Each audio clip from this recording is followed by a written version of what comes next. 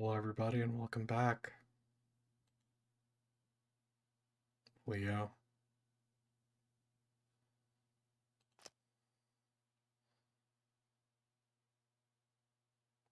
Leo's eyes bore into mine as I look back at him. Now isn't the time for this. In fact, it's the absolute worst time for something like this. But looking at him, I can tell that this is the only time for Leo. No, Leo. Leo's eyes widen, and he leans his head back just slightly, at the same time taking a step back. It's like I've physically pushed him. After everything that's happened, I just can't. Leo seems frozen, watching me. His arms hanging loosely at his sides. I hear the crunch of gravel next to me, and Kudzu's by my side. Come on, we're going now. Leo's hand moves, then to his waistband.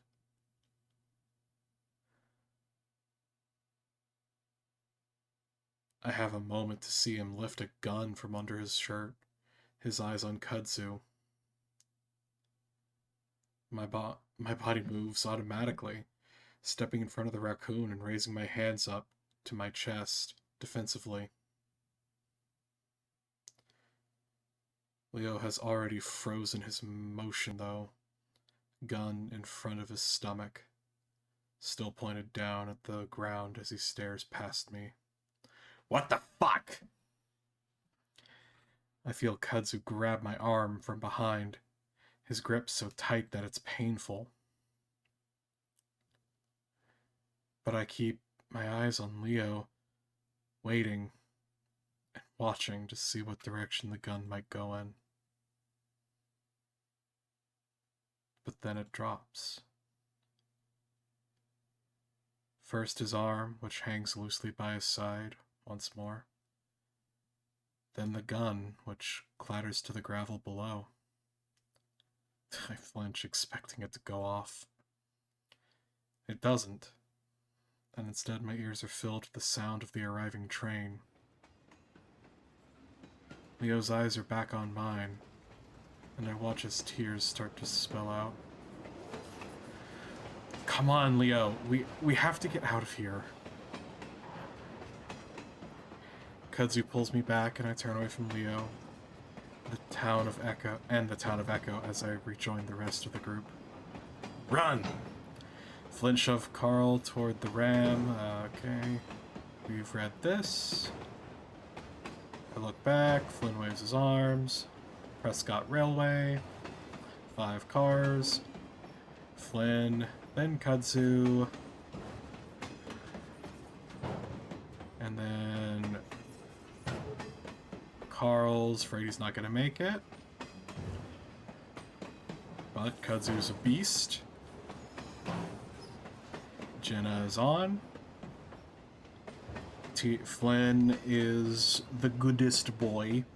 The most healthy character of this entire fucking game, I'm sure. And then gets on. TJ's on. Picking up speed.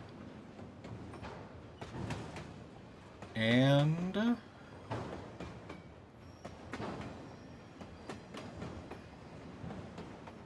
once my feet make contact, relief floods through me.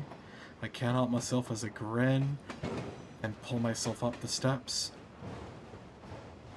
I don't know if we're safe or if this whole plan is going to work, but we'd carried it out somehow, and that feels good for once. Then I remember Leo, and look back, expecting to see him running next to the train. Instead, all I see is the brush and gravel rushing past. I look back toward the town, and I think I can make out a small figure in the distance, exactly where I'd left him.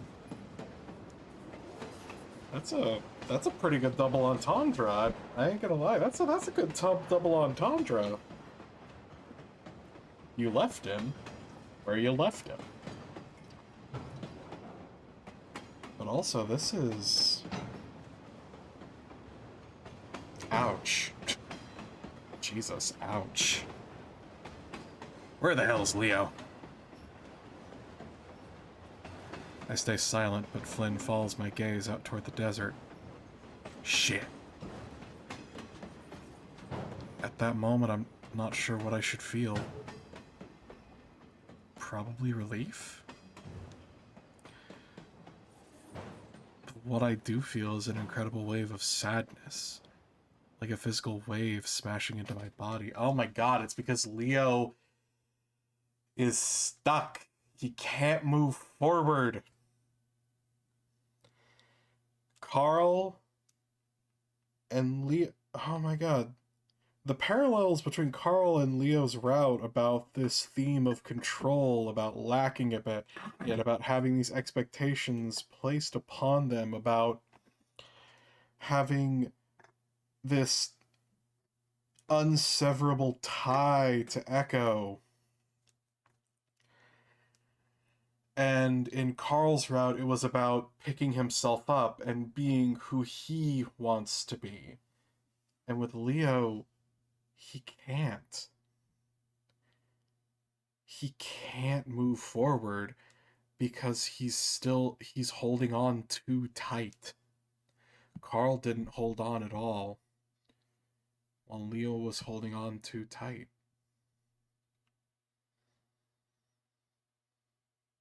I don't know if this is like completely intentional. I don't want to give undue credit, but I also don't want to dismiss that. It's just that I don't want to dismiss that this was intentional, but it's just that's mm.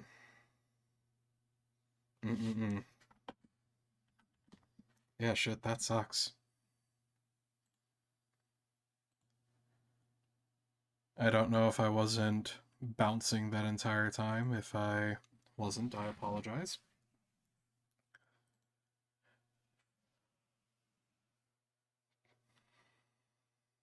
Probably the same thing Leo felt when I told him. Some part of me knows that this shouldn't matter right now. All that matters is that we might have just escaped with our lives, but leaving Leo behind. Someone I'd known most of my life. Someone who'd protected me, been a friend to me, guided me through the worst parts of my life. Someone who'd always emphasized togetherness and family, who'd always vowed to protect and stand by my side. That very same person had just chosen to stay behind. While we're the ones leaving, he's the one that decided to leave us. God, and it's almost like that thing I said way back in, I think it was somewhere in Carl's route. It might have even been before route split, actually. But this is like mirroring what I said about a parent's role. A parent's role is to disappear. A parent's role is to slowly remove themselves from your life. So this is really bittersweet in a fashion.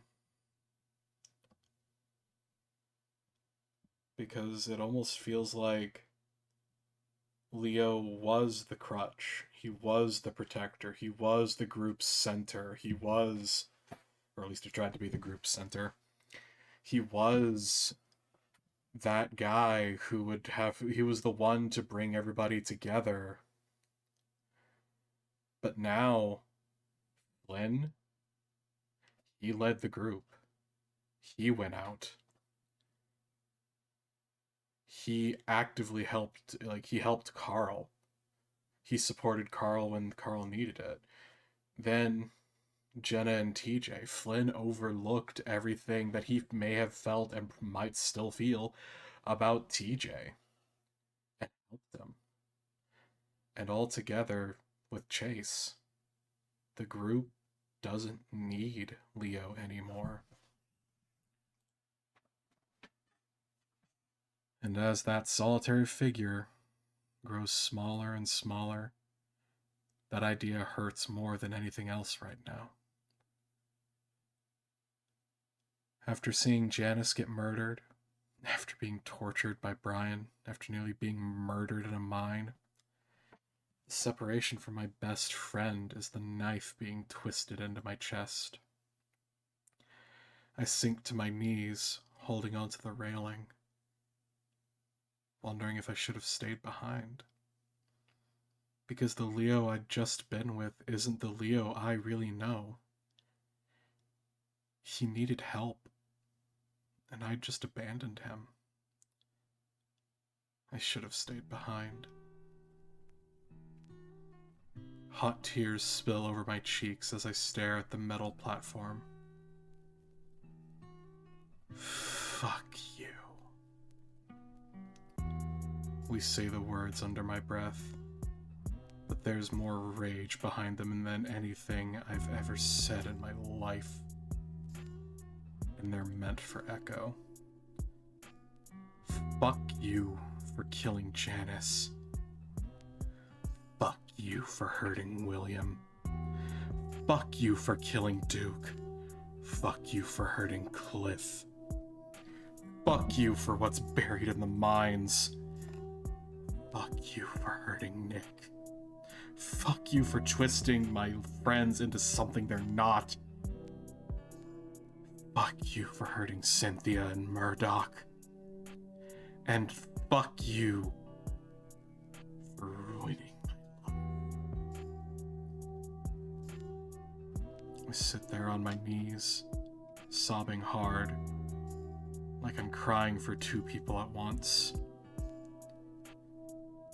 I can't see Leo anymore, but the thought of him alone, and probably hurting like me, is too much.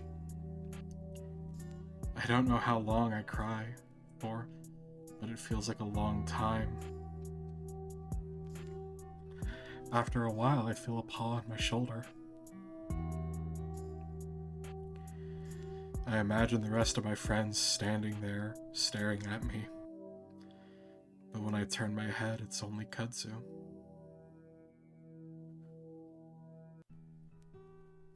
The raccoon is crouched next to me, his head turned towards me, a look that can only be described as understanding on his face. In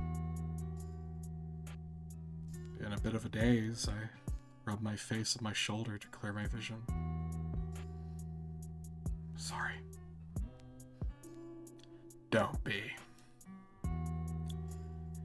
Kudzu says it automatically as he rubs my shoulder gently. Do you want to get up? The rest of them went inside. I stay crouched there a moment, watching the blur of train tracks in front of me as we continue through the desert. Give me a sec. My nose is all stuffy, so my voice comes out clogged. The tiny lights of echo on the endless expanse of desert get smaller and smaller, and so too does the feeling of tension in my chest. And with the tension goes the sad, angry presence in my head. He goes quiet again. It makes me feel a bit better, but each time I think about Leo, that knife gets a little deeper. Kudzu nods and squeezes my shoulder.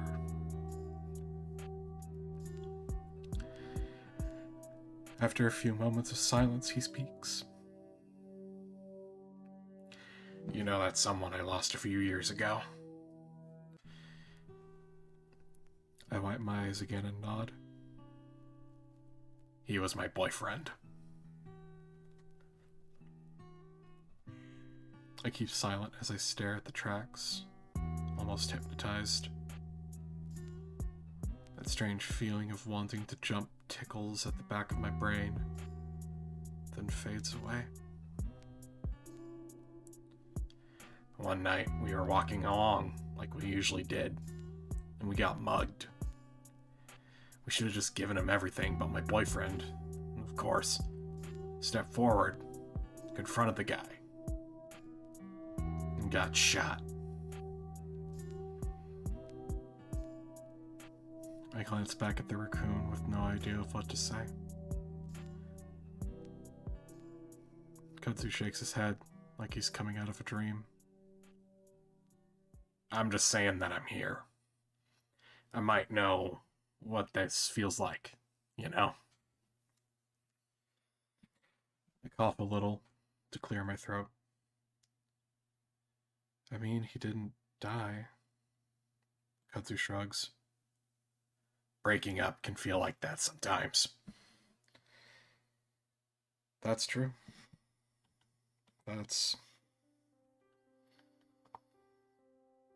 God, that's painfully, agonizingly true, though. You're supposed to allow yourself to mourn relationships that you lose, whether they be cutting off a toxic family member or breaking up with somebody or getting a divorce. You're supposed to give yourself the space to mourn that relationship. And I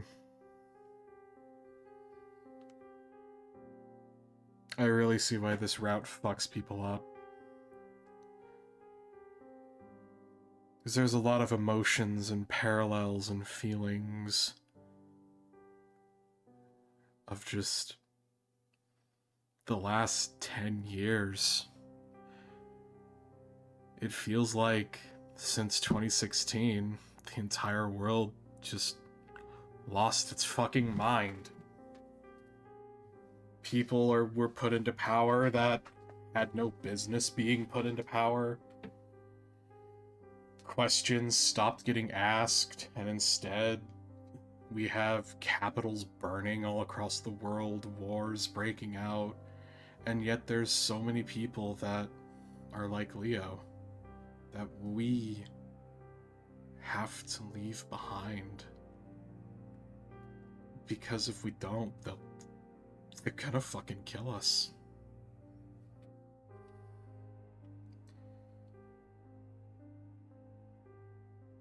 Because they'll try and drag us down.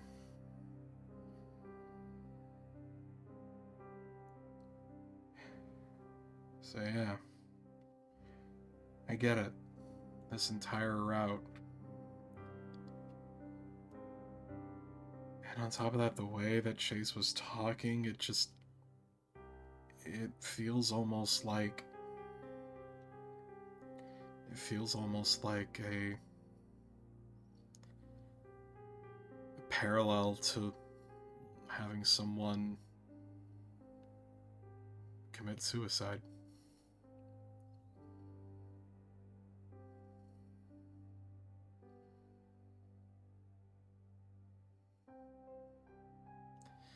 I don't know how much further this route will go on for. I can't imagine it'll be too long.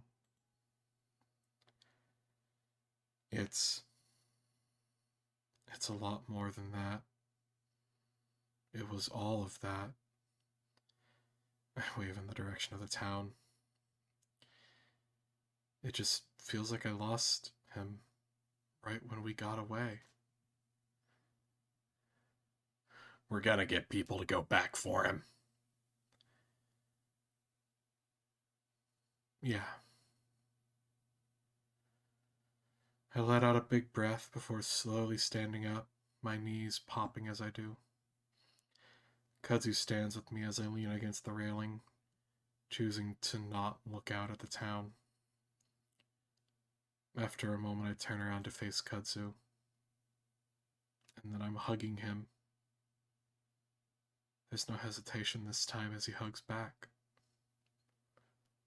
I let myself lean into him, letting him support me, feeling the fur on his neck poke through mine. We stay like that for a good 5 minutes, vibrating along with the train. Finally, I pull back. Alright, we should go in. I don't think it's all that safe out here anyway. Without letting go of me, Kudzu opens the door and guides me inside. My friends are all sitting in little seats in the dark, swaying along with the train's movements. Carl sits closest to us, and he looks up at the sound of the door. Hey, Jace. Are you okay? I laugh. No. Carl smiles sadly. Yeah, sorry. You're fine, man. I see Jen and TJ together on a seat further along the wall, and Flynn sits opposite them. Further still, a small shape sits leaning against the opposite end of the caboose, curled up on his seat. It's Clint. Flynn occasionally glances at him, but the polecat doesn't seem interested in coming closer to us.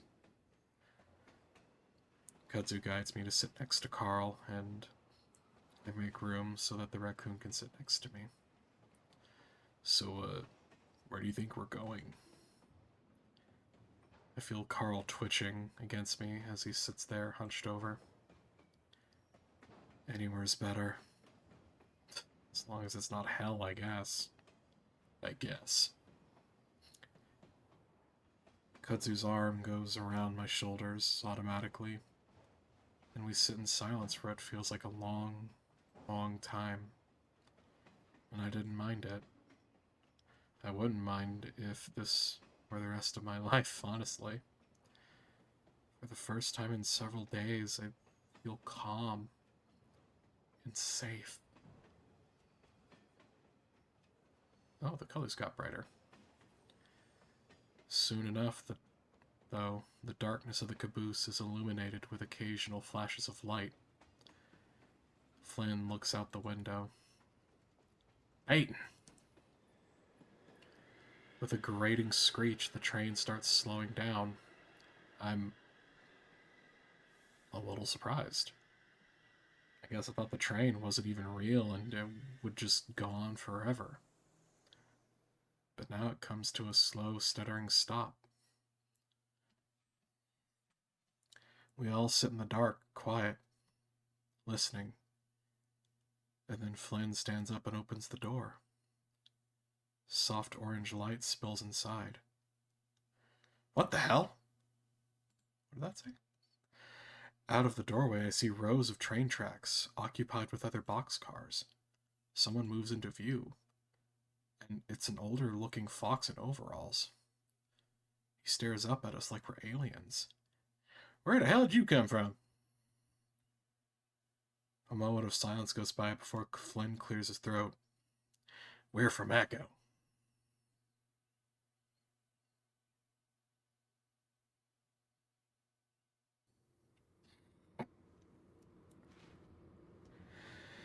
Yeah, Mom. I promise I'll call you in an hour. No, I'm not. No, we're not staying the night. I promise.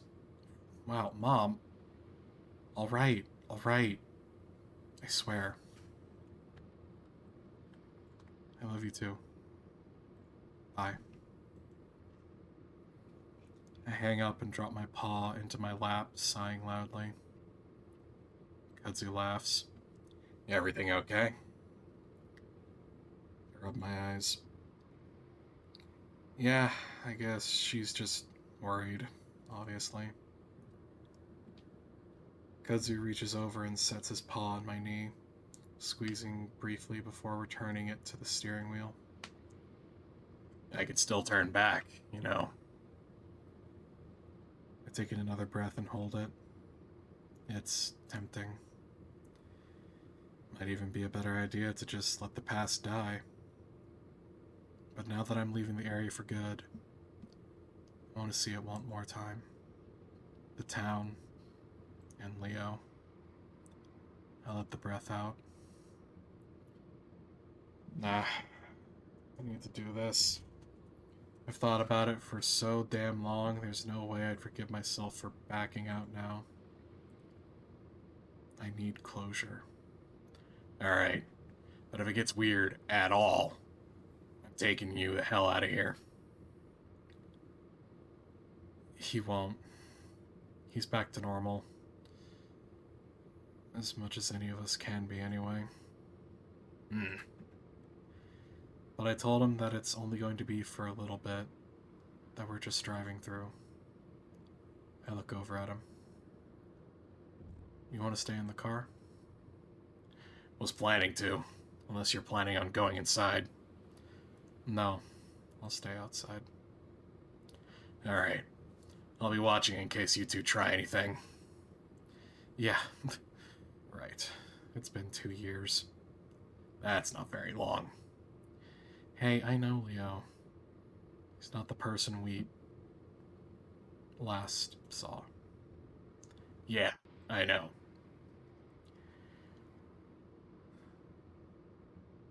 I feel my stomach tighten as I suddenly realize we're driving past the lake and onto Main Street.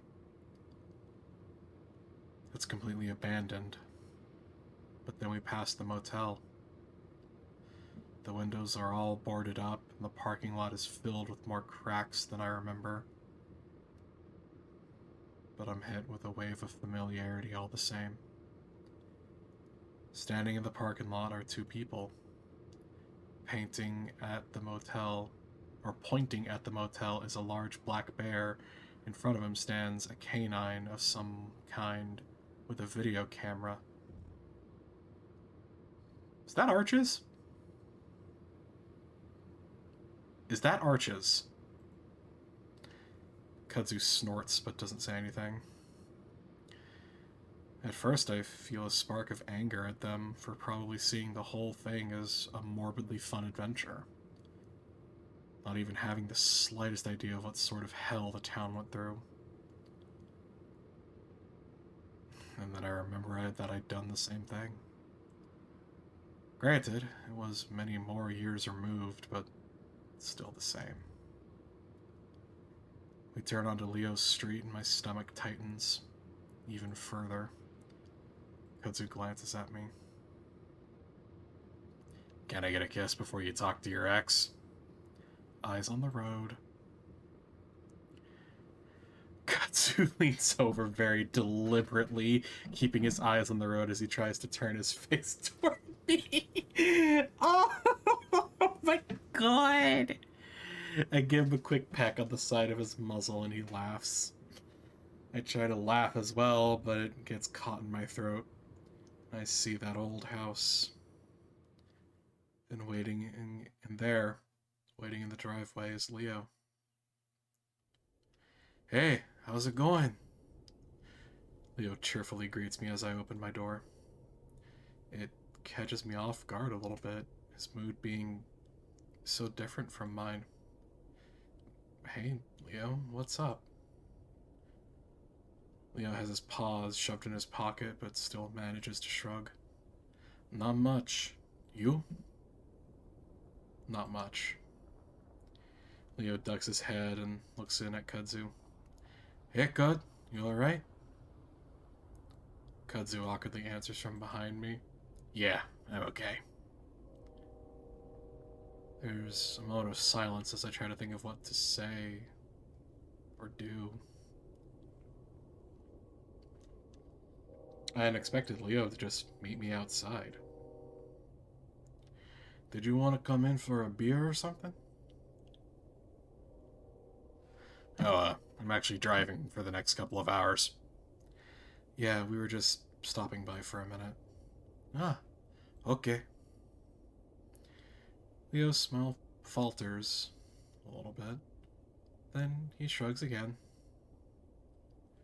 Wanna go for a walk then? Stretch your legs?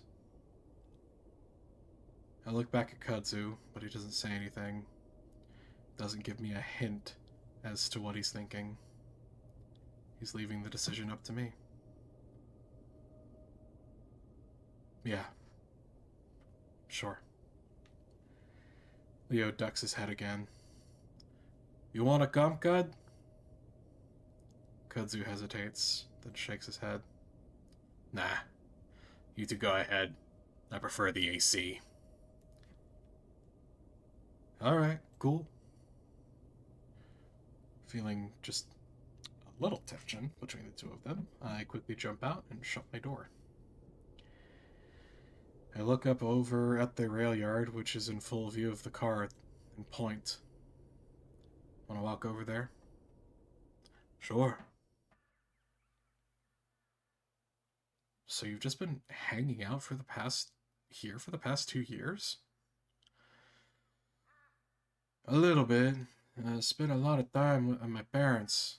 I'm moving back in with them right now, actually. Oh, yeah? Yeah, it sucks, but honestly, I can't stand all the vultures scavenging around for stories here. Sounds like it. But at least you'll be around other people, right? Yeah, it's officially a ghost town now, if you haven't noticed. I look out over the rest of the town toward the motel and convenience store and all of the tiny houses and trailers in between. Not a single person. I actually visited Carl once in a while over the summer. Carl nods up, or Carl. Leo nods up towards the mountains, and I see the big mansion glinting gently in the sunset. Hey, that's cool. I hear he's doing pretty good at school right now. Good. Are you going back to school? Meh. I shrug my shoulders, walking up to the train tracks to straddle the steel rails. Not in Pueblo, since we're moving up a couple of states, but probably eventually. There's a lull in the conversation as we both go quiet. I look around, wondering if this was the spot where we hopped the train. The train that turned out to be an old engine and caboose on its way to Peyton, where it was then transferred to a train museum. It had been traveling a gentle 10 miles an hour to keep from derailing off the old tracks, just slow enough for us to catch. It was the last of 3 engines being transferred that night. Just a few hours later, the emergency services went in and recovered whoever else was left in the town, including Leo. I still wonder if we'd even needed to hop the train, but I guess I was escaping more than just the town. I look back at Leo. Are you okay? Huh? Leo looks up from kicking around some rocks. I mean, I scratch my head vigorously, trying to think of how not to say the wrong thing. Have you been doing okay? Are you happy? Leo smiles. Not really. Are you?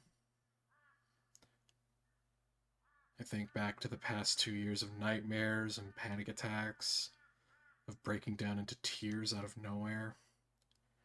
How just a few hours ago I dropped to the ground in a grocery store in Peyton because someone dropped a jar of jam. But Kudzu had been there, like always, to help me back up. I'm managing. I can't cope with this. It's a process. That's good.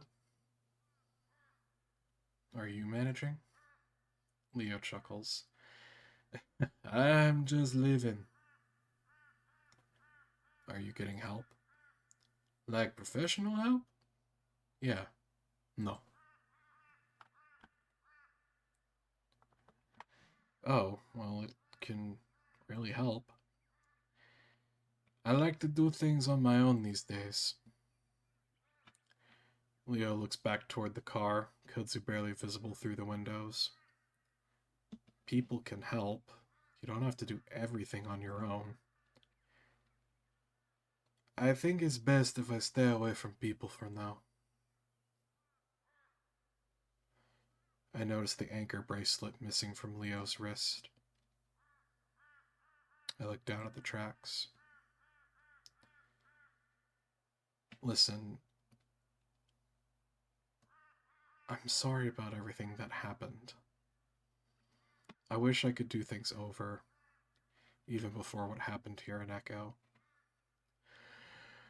Thank you, for fuck's sake! We have a fucking proper goddamn apology! Holy fucking shit, was that so fucking hard, Chase? Leo looks at me for a moment. Sad smile on his face. The last 2 years have been hell for me. I cried myself to sleep every night thinking about you.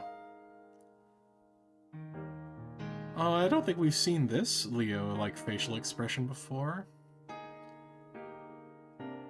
I feel my face flush with embarrassment and for some reason, shame. But last month, for the first time, it stopped. I stopped thinking about you every hour. I stopped thinking about what you might be doing, about how he might be treating you, about whether or not you're thinking of me. Yeah, I still think about you sometimes, and when I do, I still cry. But now it hurts less. So yeah, I am doing better, Chase. Oh, well, that's good. I have no right to feel a little sad, but I do. I'm sorry, Chase, for not protecting you the way I should have. For trying to control you, and do all that shady shit behind your back. Whatever the fuck was in this town that made us all go crazy. I realize it twisted up my thinking. Those thoughts were always there. Echo just brought it up to the surface. I fucking knew it! I fucking knew it! I called it! I called that shit! It doesn't make you do what you weren't already capable of.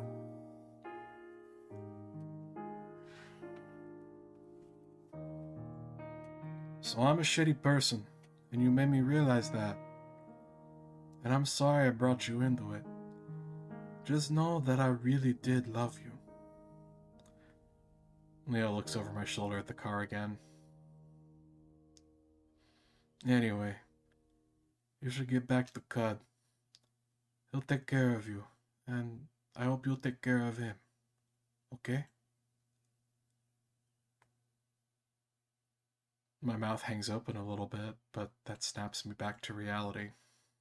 Yeah, I'll do that. I start walking back to the car, but Leo doesn't follow me. I pause. Do you want my new number? We can talk. No. The surprised look on my face makes Leo laugh. It's a real laugh. Kind of sad, kind of happy, but real. That wouldn't be good for either of us. So we're just saying goodbye forever? That old knife in my heart starts twisting again. Leo shrugs. You'll never know.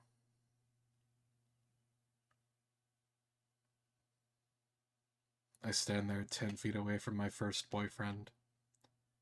My first kiss in this very rail yard. My best friend. But hey, if you drive through Peyton again, I'm always open to have another chat. Maybe you'll catch me in a better place. I will. I say it immediately, and Leo smiles at me. So I'll see you again someday. I look forward to it. Alright. Bye then. Goodbye, Chase. I walk the rest of the distance to the car and open the passenger door before getting in and sitting down. With the door still open, I look back one last time. Leo stands there, paws still jammed in his pockets, his fur outlined with orange and gold light from the setting sun, highlighting his head fur like a halo. I take it in for a moment, then wave. He waves back. And with that, I close the door.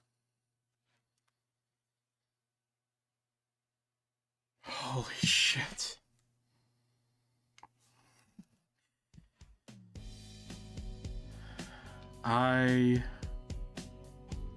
Holy shit. I can really see why this VN is kind of held as being the reason why FVNs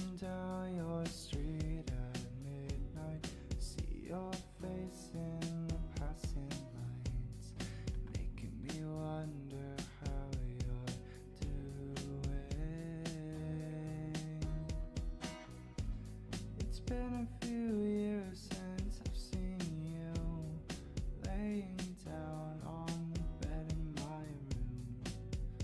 It's making me feel so stupid.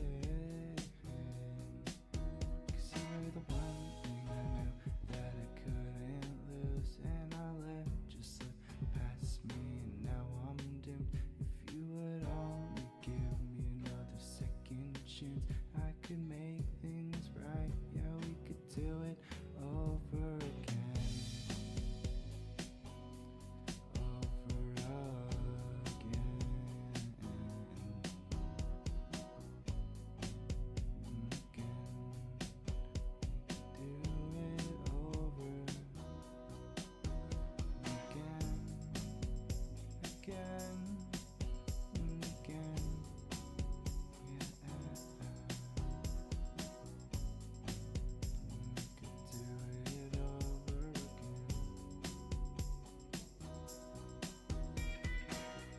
Did you think I really leave you lonely?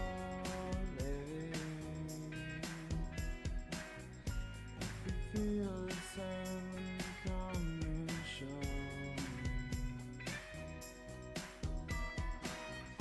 If you really want this all to last,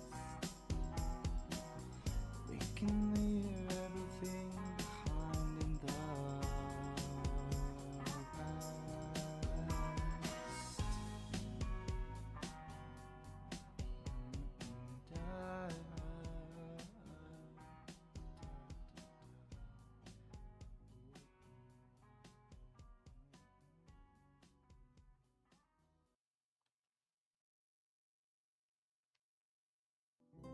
Thank you all so much for watching. I look forward to seeing you in the next one. Have a good night, guys.